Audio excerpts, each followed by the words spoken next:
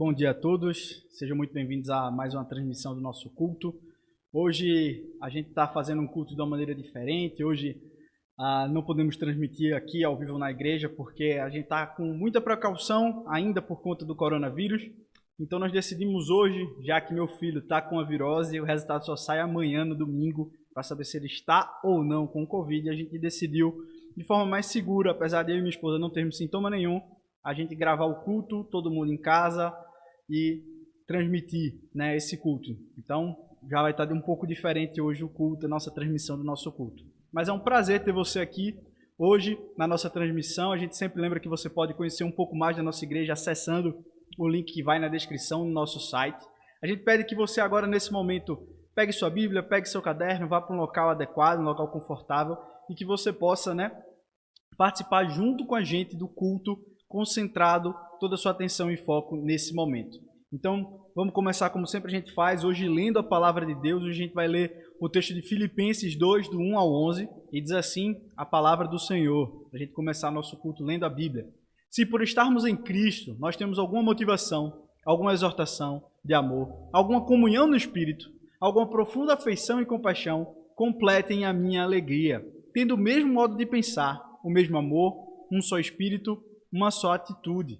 Nada façam por ambição egoísta ou por vaidade, mas humildemente considerem os outros superiores a si mesmos. Cada um cuide não somente dos seus interesses, mas também dos interesses dos outros.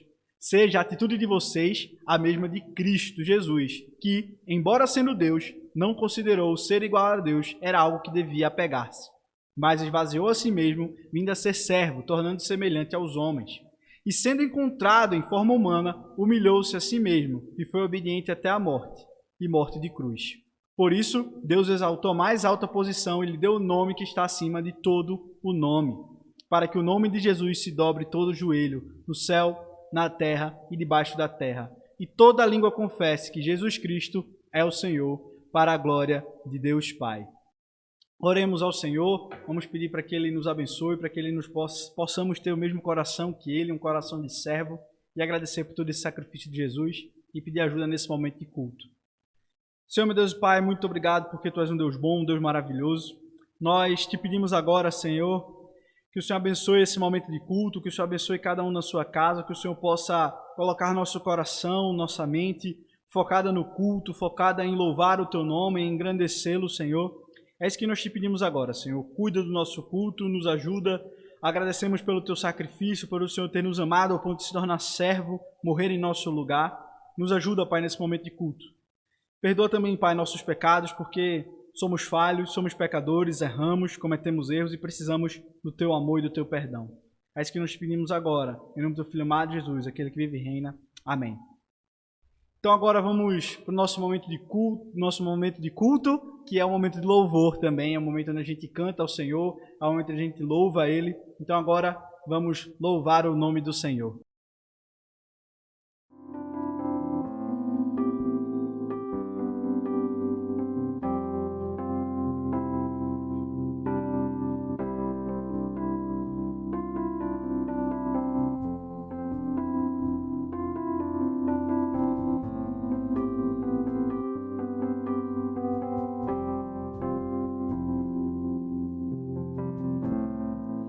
Quero te agradecer.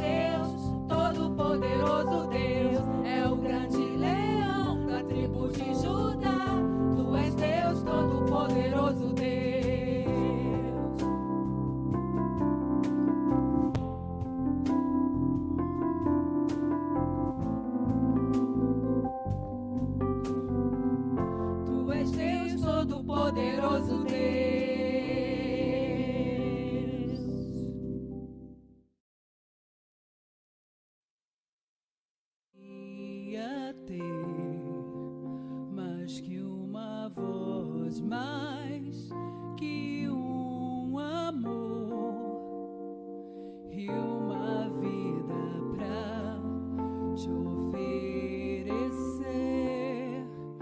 pois tu és muito mais que eu possa ter em meu ser. Tu és o autor, aquele que pintou com perfeição a vida. Tu és o Senhor, aquele que me amou e és o meu Deus, meu Senhor.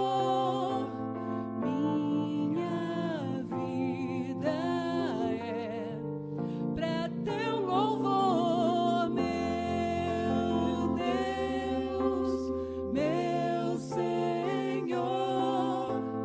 Minha vida é pra teu louvor.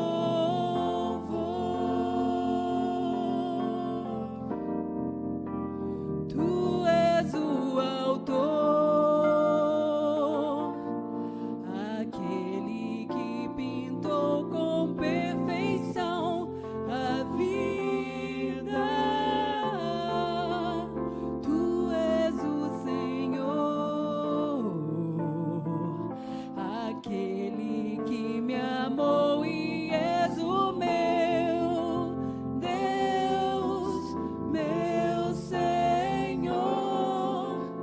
Minha vida é pra teu louvor, meu Deus, meu Senhor.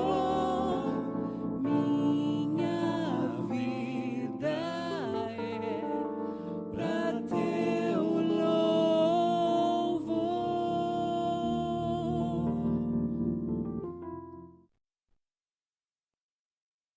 Como é bom poder louvar, cantar o nome do Senhor. Vamos agora continuar nosso culto, como sempre a gente faz no nosso momento de dízimo e oferta. A gente convida você que está nos assistindo, você que está participando do nosso culto. Se você quiser fazer parte desse momento, se você quiser contribuir com a nossa igreja, faça com o seu coração leve. É um momento que a gente entende como membro da igreja, comunidade de Jesus, a gente entende que a gente precisa sustentar essa obra, sustentar esse trabalho. A gente entende que Deus é que nos sustenta, Ele que nos dá força para trabalhar, Ele que nos mantém na nossa casa. Então, com uma forma de gratidão, nós dizimamos, nós ofertamos a Ele para que a igreja cresça, para que esse dinheiro seja utilizado. Então, se você quer fazê-lo, a gente recomenda que você possa tirar uma foto desse momento, né, da conta bancária, se você quiser transferir, ou também do Pix. Aí você vai ter um e-mail que você pode utilizar, ou mesmo um QR Code que você pode fazer também esse Pix. Então a gente convida você a participar com o seu coração leve, porque é responsabilidade nossa, membros da igreja. Mas se você nos visita, não se sinta constrangido a participar, mas participe com o seu coração leve, tranquilo e gratidão ao Senhor. Então vamos orar mais uma vez, pedindo que o Senhor nos ajude nesse momento da pregação, que Ele possa falar ao nosso coração, que Ele possa realmente nos chamar a louvá-lo, a engrandecê-lo. Oremos ao Senhor. Senhor, meu Deus e Pai, nós te pedimos que o Senhor nos abençoe, que o Senhor fale conosco, que o Senhor realmente mude o nosso jeito de ser, que o Senhor mude a nossa maneira de enxergar o mundo, que o Senhor realmente fale ao nosso coração, transforme a nossa vida, Pai. A gente pede que o Senhor cresça e que eu diminua, que o Senhor fale para todos nós. É isso que nós pedimos agora, em nome do teu Filho amado Jesus, aquele que vive e reina. Amém. Então hoje a gente vai dar continuidade à nossa série, a série Reconstrução, uma série em que a gente vem abordando, que a gente vem falando sobre algo que é necessário, que veio do ano passado, que é a necessidade da gente se reconstruir, porque foi um ano muito difícil, continua sendo um ano difícil, porque nós ainda estamos em pandemia, ainda temos que tomar precauções, tomar cuidado com nossas atitudes, né? Cuidar uns dos outros, ainda estamos sofrendo impactos econômicos, políticos, de saúde, muitas pessoas ainda muito doentes. Então, muita coisa foi destruída, muita coisa foi acabada na nossa vida, vícios foram ganhando espaço, medos, ansiedades, trabalhos que foram perdidos, casamentos que foram colocados à prova, foram colocados, né, no limite, relacionamentos com pai e filhos, de estresse, e a gente precisa reconstruir. Só que no momento da reconstrução, a gente está estudando o texto de Neemias, e Neemias está servindo para nós como esse guia durante um período de reconstrução, mostrando que Deus ele quer transformar a nossa vida, ele quer reconstruir a nossa história, assim como ele fez com o povo de Israel. Neemias ele viveu um momento, se você está nos acompanhando, ele já construiu os muros, ele já conseguiu vencer todas as batalhas externas, ele reconstruiu o muro de uma cidade que estava completamente em ruínas, mais de 140 anos com o muro no chão. Neemias ele vai e reconstrói esse muro, e ele chega num momento em que agora ele está com problemas por conta da crise. No momento da crise, onde a solidariedade deveria abundar em um povo que se considerava irmão, em um povo que se considerava da mesma família, o que ele percebeu foi algo muito distinto. Foi a opressão, foram problemas sociais, foram um se aproveitando do outro, um se aproveitando da fraqueza e da vulnerabilidade social para ganhar riqueza, para ficar cada vez mais rico. E esse é um grande problema das crises. As crises muitas vezes levam pessoas a fazerem loucuras, a terem que se submeter a empregos que não deveriam, se submeter a vender coisas com valores irrisórios, e tudo isso é ruim. E nós vemos numa sociedade capitalista onde muitas vezes isso é legal, porque a pessoa está vendendo por preço barato, o problema é o dela e eu vou comprar, mas que, moralmente falando, pode ser muito errado. Pode ser que você esteja se aproveitando para pisar em outra pessoa que está sofrendo, que está com necessidade, e você se aproveita desse momento. E dentro da crise, existe esse ponto. Existe esse ponto de tudo é vendido mais barato, de pessoas se sujeitam a coisas que não se sujeitavam antes, e que existe uma linha tênue entre o que é correto pela lei, mas o que é moralmente justo, o que é moralmente, realmente é uma atitude de amor, de pensar no próximo. O momento da crise pode fazer com que a gente pense apenas no nosso benefício, na nossa vida, em como nós vamos resolver os nossos problemas, e a gente se esquece que a gente vive numa comunidade, que a gente vive no meio de irmãos, que a gente vive no meio de pessoas que também precisam trabalhar, que também precisam se sustentar. E Neemias ele se depara com essa situação. Ele reconstruiu o muro, mas ele percebeu que havia uma crise interna dentro dos muros entre o povo. O povo de Deus esqueceu que deveria amar uns aos outros. Então é por isso que hoje a gente vai estudar reconstrução, amando o próximo. A reconstrução também tem que ser um processo em que a gente continua amando o próximo. A gente não esquece do outro, a gente não esquece daquele que está sofrendo ao nosso lado. A gente ama, a gente ajuda. Então, por isso, hoje a gente vai ler e a gente vai estudar o texto de Neemias do capítulo 5. Como eu venho fazendo nas outras pregações, a gente vai lendo conforme a pregação o capítulo 5, mas eu recomendo que você lê o capítulo inteiro depois. A gente vai ler aqui, você lê de uma forma direta para você ver a narrativa de Neemias. Neemias, nesse capítulo, ele vai ser o narrador, ele está contando ali. Ele vai contar, obviamente, fatos bons que aconteceram, vai contar algo que ele fez que é de ser louvado, mas é algo que mostra também como nós temos muitas vezes um espírito errado no momento da crise e nós esquecemos do outro. E Neemias ele vai mostrar que esse não é o caminho da Bíblia, esse não é o caminho de uma pessoa que serve ao Senhor. Nós não podemos esquecer que temos que ajudar o nosso próximo. Então vai dizer assim Neemias, capítulo 5, nos seus primeiros versículos. Ora, o povo, homens e mulheres, começou a reclamar muito dos seus irmãos judeus. Alguns diziam, nós e nossos filhos e as filhas somos numerosos, precisamos de trigo para comer e continuar vivos. Outros diziam, tivemos que penhorar nossas terras, nossas vinhas e nossas casas para conseguir trigo para matar a fome. E havia ainda outros que diziam, tivemos que tomar dinheiro emprestado para pagar o imposto cobrado sobre nossas terras e as vinhas. Apesar de sermos do mesmo sangue de nossos compatriotas e dos nossos filhos serem tão bons quanto os deles, ainda assim temos que sujeitar os nossos filhos e as nossas filhas à escravidão. E de fato, algumas de nossas filhas já foram entregues como escravas e não podemos fazer nada, pois as nossas terras e as nossas vinhas pertencem a outros. Quando ouvi a reclamação e as acusações, fiquei furioso. Fiz uma avaliação de tudo e então repreendi os nobres e oficiais, dizendo-lhes: antes da gente entrar e ver a resposta de Neemias, vamos pensar primeiro no que ele está enfrentando. Ele está enfrentando problemas sociais. Ele está enfrentando problemas de cunhos econômicos que afetam a vida das famílias e que está acontecendo dentro das muralhas. Aqui não é um inimigo que está empurrando o povo para isso. Aqui são problemas que o próprio povo está causando entre eles. Os próprios judeus explorando uns aos outros. Sofrimento dentro das muralhas. Neemias ele tinha reconstruído as muralhas. A autoestima do povo tinha voltado. Eles agora estavam podendo se defender. Mas agora também eles tinham que enfrentar esses problemas. Os problemas sociais só faziam ir cada vez mais fundo. E é assim que a narrativa começa. A narrativa começa primeiro mostrando que o povo passava fome. Haviam pessoas que clamavam, não há trigo. Provavelmente uma seca. As terras não estavam cultivadas. Isso gerou uma fome na região. Mas o fato é que, por conta da crise, o pessoal tendo que trabalhar no muro, vivendo numa situação de ruína, a fome chegou e todos estavam famintos. Mas haviam pessoas que, por conta da fome, por conta de não terem onde ter alimentos, não tinham como comprar alimentos, tiveram que penhorar suas casas, colocarem à venda, hipotecar seus terrenos, deixar, ganhar dinheiro hipotecando seu terreno. Ganhava esse dinheiro para comer, então a hipoteca era utilizada para comer algo diário. Então, consequentemente, a escala de estava com fome, vender a terra, negociar sua terra para poder comer, e tem aqueles que estão na pior situação. Uma situação tão terrível que eles já venderam sua terra, que eles têm que pagar impostos, que eles estão devendo a pessoas, devendo a agiotas, vamos dizer assim, pessoas que estavam emprestando a ele, mas cobrando altos juros, e não apenas juros, mas estavam cobrando esse valor. E esse valor, naquele tempo, era pago muitas vezes com a escravidão.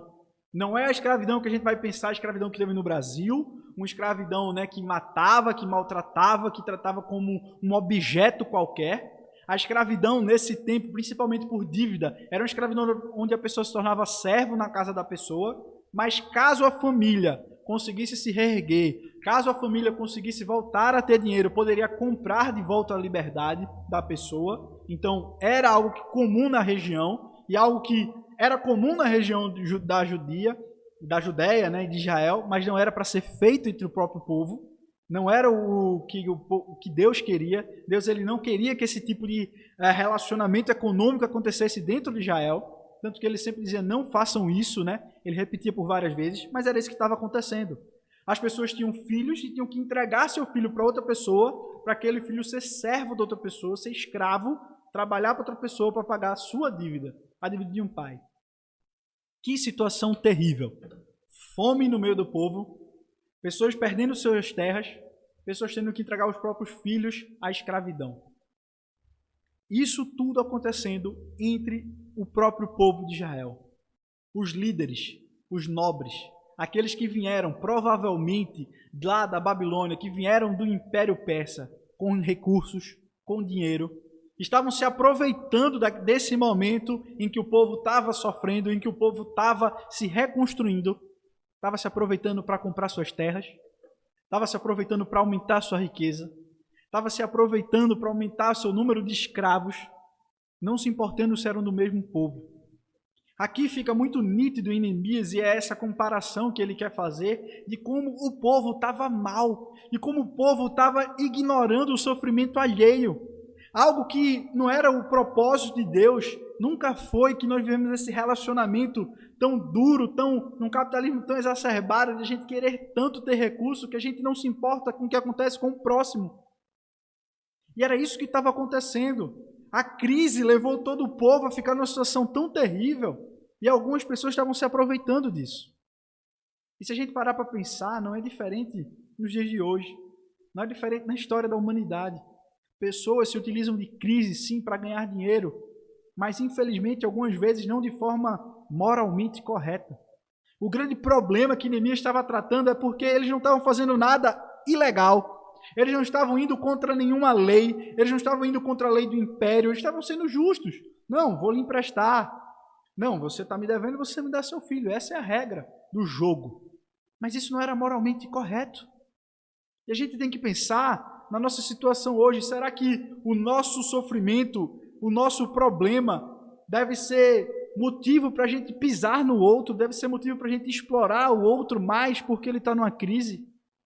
Será que é justo a gente ver todo mundo passando dificuldade e a gente querer realmente explorar, se aproveitar desse momento? É um tempo em que a crise ela faz isso, faz com que a gente só pense em nós. Só pense no nosso sofrimento, na nossa dor, na nossa oportunidade. A gente tem que aproveitar todas as oportunidades. E a gente pode esquecer que pode ter alguém passando fome do nosso lado.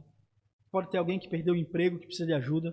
Pode ter alguém que está com o pai, a mãe no hospital e precisa de um acolhimento, precisa de um abraço, precisa de um reforço, de uma ajuda para ficar com o filho, para ela poder ir trabalhar. Quantas situações podem estar acontecendo ao nosso redor e a gente não vê, porque a gente está muito preocupado com o nosso sofrimento.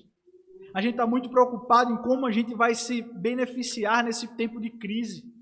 E é isso que Neemias está vendo no momento onde todo mundo deveria se ajudar, todo mundo deveria ser solidário. Neemias percebe que tinham pessoas aproveitando para explorar o outro, ignorando o sofrimento alheio, ignorando toda essa calamidade. E a gente vive, infelizmente, num país assim. Num país que tanta gente na pobreza e as pessoas ainda se preocupam, gastam seu tempo para roubar a gente, gastam seu tempo para vender mais caro, gastam seu tempo, por exemplo, a gente viu, acontecendo no Brasil, pessoas vendendo utensílios que eram básicos, como máscara, como luva, álcool em gel, fazendo estoque, vendendo mais caro, se aproveitando para ganhar dinheiro. Quando em tempos a gente percebe que a nossa cultura, a cultura do brasileiro, é uma cultura semelhante a essa cultura que a gente está lendo em Neemias. Pessoas que queriam se aproveitar, pessoas que queriam pensar apenas no seu próprio benefício. E Neemias, então, ele começa a apontar e dizer: esse não é o caminho que Deus deu. Esse não é o caminho que o Senhor escolheu para o povo dele. Nós temos que ser diferentes, nós não temos que ser igual aos outros povos. No momento da calamidade, no momento de sofrimento de todos, todos devem se ajudar. Então, Neemias ele vai então nos ensinar, e na continuação dos versículos ele vai responder a essas pessoas, depois de ele parar, refletir. Ele chama esses líderes, esses nobres que estavam fazendo isso, para conversar. E ele diz assim: vocês estão cobrando juros dos seus compatriotas. Por isso, convoquei uma grande reunião contra eles e disse: na medida do possível, nós compramos de volta nossos irmãos judeus que haviam sido vendidos aos outros povos. Agora vocês estão até vendendo seus irmãos. E assim, eles terão que ser vendidos a nós de novo. Eles ficaram em silêncio, pois ficaram sem resposta. Por isso, prossegui: o que vocês estão fazendo não está certo. Vocês devem andar no temor do Senhor para evitar a zombaria dos outros povos, os nossos inimigos. Eu, os meus irmãos e os meus homens de confiança também estamos emprestando dinheiro e trigo ao povo. Mas vamos acabar com a cobrança de juros. Devolvam-lhes imediatamente suas terras, suas vinhas, suas oliveiras e suas casas, e também o juro que cobraram deles, a 100ª parte do dinheiro, do trigo, do vinho e do azeite. E eles responderam: nós devolveremos tudo o que você citou, e não exigiremos mais nada deles. Vamos fazer o que você está pedindo. Então, convoquei os sacerdotes e os fiz prometer sob juramento, cumprirem o que haviam prometido. Também sacudi a dobra do manto e disse: Deus assim sacuda de sua casa e de seus bens todo aquele que não mantiver a sua promessa. Tal homem seja sacudido e esvaziado. Diante disso, toda a assembleia disse amém. E louvou o Senhor. E o povo cumpriu o que prometeu. Nesse momento, Neemias ele vai chamar seus compatriotas, aqueles que estavam errados, a uma reconstrução agindo com amor. Uma reconstrução onde a ação tem que ser com amor, onde as atitudes têm que ser feitas com amor, pensando no próximo. E ele vai agora construir um caminho de cura, um caminho de restauração. Em primeiro lugar, ele fica irado, mas de uma forma justa, porque ele está vendo o sofrimento, ele está vendo o roubo, ele está vendo pessoas se explorando, fazendo com que pessoas vendam seus próprios filhos. E dessa forma ele fica irado. De uma maneira justa, ele está vendo o sofrimento do povo, ele está vendo aquelas pessoas sendo esmagadas, sendo oprimidas. Mas ele reflete, ele não toma uma atitude simplesmente de chegar irado para conversar com essas pessoas, não. A Bíblia deixa muito claro que ele tira um tempo para pensar em tudo o que está acontecendo. E então, depois de refletir, ele chega para as pessoas e explica o erro, explica o problema, expõe exatamente o que é que eles estavam fazendo de errado. E após expor o que estava fazendo de errado, ele pede para que ajam com amor. Ele pede para que tenham uma atitude de graça, uma atitude de misericórdia, uma atitude de onde a gente ama o próximo. Quando a gente começa a perceber toda essa construção do texto, é algo que a Bíblia nos chama a fazer. É nos irar com a injustiça, nos irar com aquelas pessoas que exploram o pobre, a viúva, o órfão. A Bíblia, em todo o seu Antigo Testamento, mostrou que Deus é o Deus do pobre, Deus é o Deus do estrangeiro, Deus é o Deus da viúva, Deus é aquele que alimenta o oprimido. O Antigo Testamento, ele deixa muito claro que Deus é aquele quem cuida daquele que está sofrendo, que é aquele que cuida daquele que está ali caído. É o Deus justo. Tanto que quando Neemias ele vai falar com seus compatriotas, ele está ali relatando e falando algo que estava no Antigo Testamento. Não deveria ser cobrado juros de uma forma tão abusiva como estava sendo feito, ao ponto das pessoas terem que perder casa, perder os filhos, não conseguirem comer. A Bíblia no Antigo Testamento falava do ano do jubileu, um ano que era o ano em que qualquer dívida que tivesse era pagada. E as pessoas que tinham perdido terras, as pessoas que tinham perdido plantações, as pessoas que tinham perdido qualquer coisa eram restituídas à sua família para que o jogo começasse de novo, todo mundo do zero. E um filho não fosse punido por conta do erro de um avô. E um filho que não tinha perdido, o avô tinha perdido a terra, nesse ano do jubileu, ele voltava e ganhava, e ali ele podia se restituir. A Bíblia deixa muito claro que o povo de Deus não deveria oprimir ninguém, porque um dia eles tinham sido oprimidos, tinham sido escravos. E agora que eles foram libertos, eles deveriam tratar o estrangeiro como alguém de casa.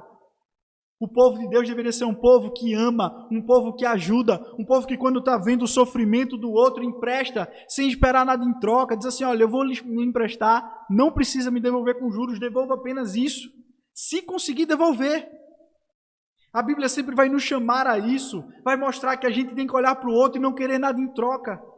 Mesmo o outro não podendo nos dar, mesmo o outro realmente sendo de forma justa, sendo condenado, a gente tem que acolher. É isso que Neemias está mostrando, que ele ficou irado, ele viu a situação e ele age em amor. Ele tenta cuidar, ele tenta fazer. Ele está falando e lembrando àquele povo que o povo de Deus é diferente. O povo de Deus é um povo que ama. O povo de Deus é um povo que tem misericórdia, porque vivem a misericórdia que Deus derrama. E ela então chama seus compatriotas a lembrarem do pacto, a lembrarem da aliança. Nós fomos escravos um dia, nós fomos libertos, nós não podemos fazer isso com os outros. Ele cita então Deuteronômio de uma forma indireta. Ele cita então as leis antigas para aquelas pessoas. E aquelas pessoas começam a entender que elas estão fazendo errado. Que apesar de ser justo o que elas estão fazendo, não é amoroso, não é misericordioso. E Neemias então chama elas a agirem com amor, agirem com misericórdia. Esse é um tempo que nós vivemos de agir dessa maneira. De perceber que o nosso coração não deve estar centrado apenas na gente.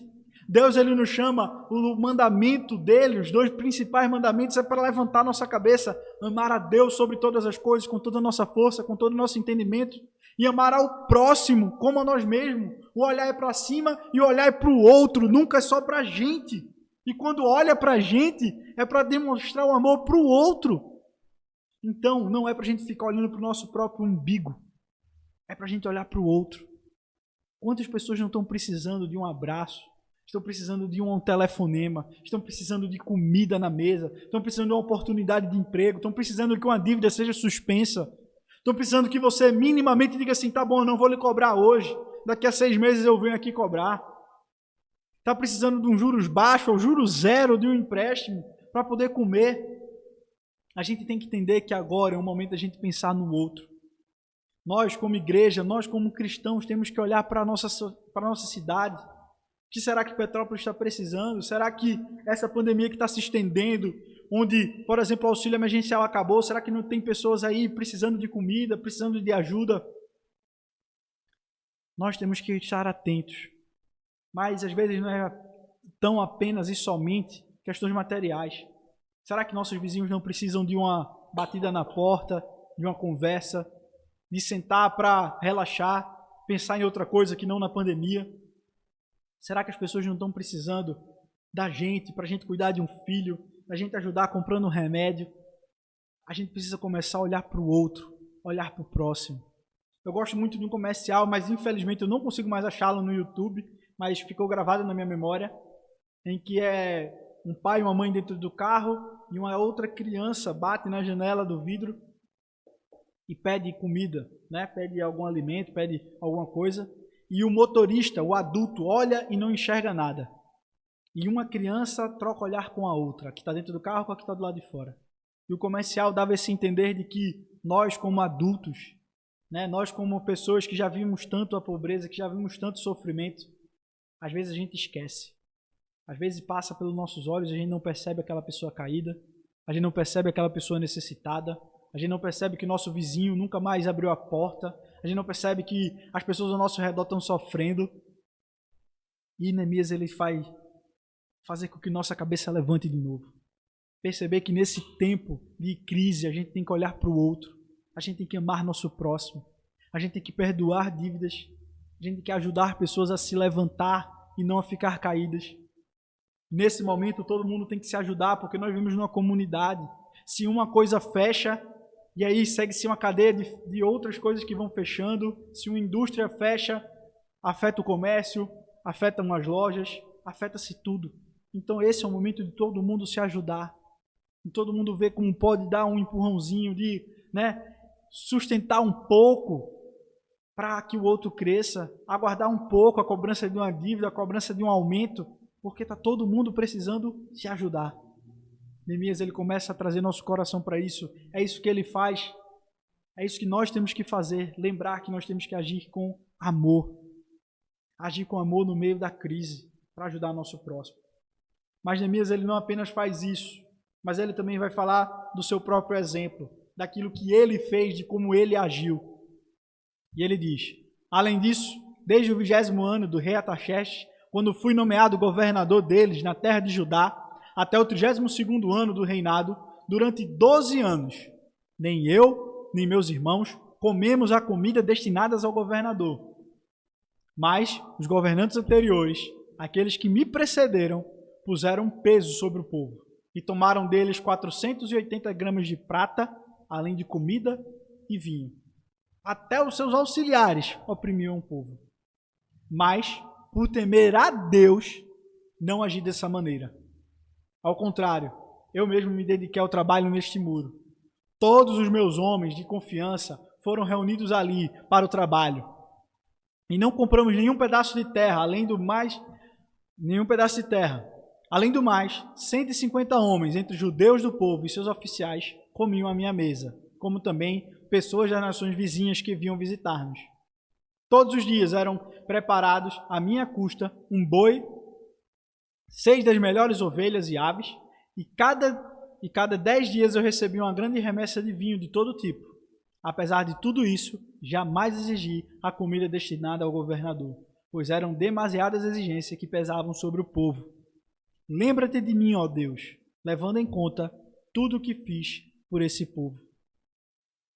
Neemias ele mostra que o padrão bíblico de liderança é um padrão onde nós servimos a todos.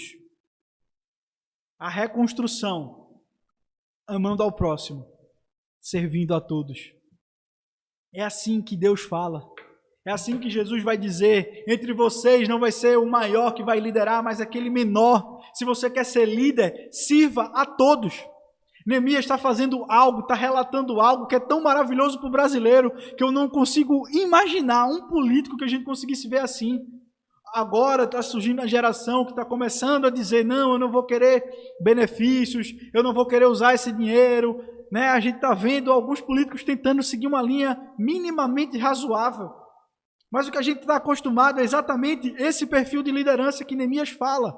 De governadores, de líderes, de pessoas que usam do momento do sofrimento e não param de pesar impostos, e não param de pesar sobre nós, e não param de querer tirar mais e mais para ficarem ricos e terem abundância.